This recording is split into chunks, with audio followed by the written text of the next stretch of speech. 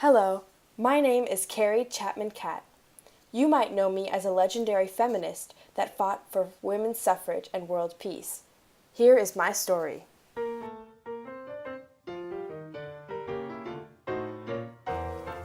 I was born in the town of Ripon, Wisconsin in 1859.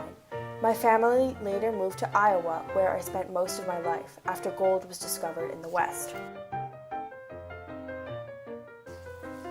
I was the only woman to graduate from my class at Iowa State University in 1880.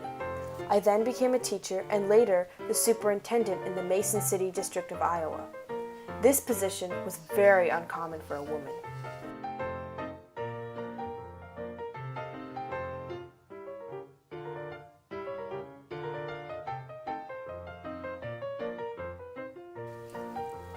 My interest in activism began in the 1880s because I believed it was a woman's natural right to vote.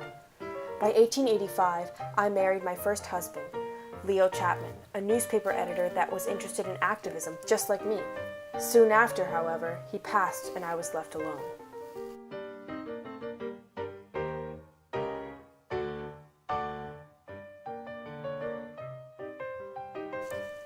But luckily for me, I found George Catt, who I married in 1890. He was a very rich engineer, which gave me plenty of opportunities to travel the country and campaign for women's suffrage.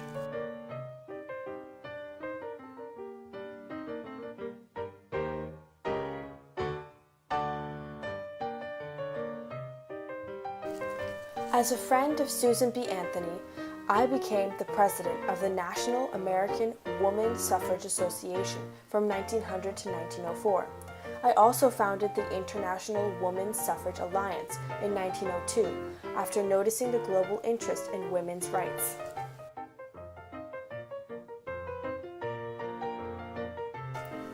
However, I suffered the great losses of my brother, mother, mentor Susan B. Anthony, and husband, all in a short amount of time.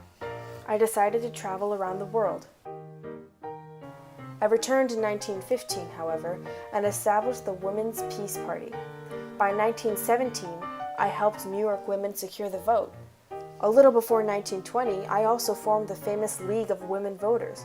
I was even president of the National American Woman Suffrage Association again from 1915 to 1920.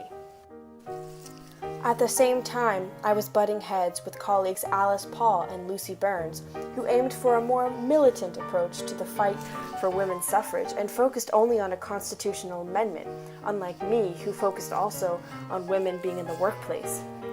I was also a supporter of World War I, at the beginning at least, unlike Burns and Paul, although my opinion quickly changed on the war.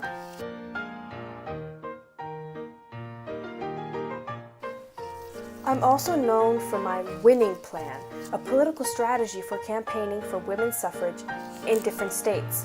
As an effective leader who knew how to organize, orate, and gather volunteers, my plan eventually led to women getting the vote in 1920 with the ratification of the 19th Amendment.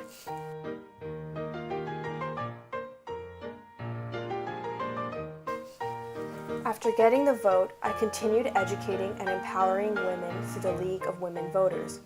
I wrote a book about the suffragette movement in 1923 as well. Along with women's rights, I was a fierce advocate for world peace.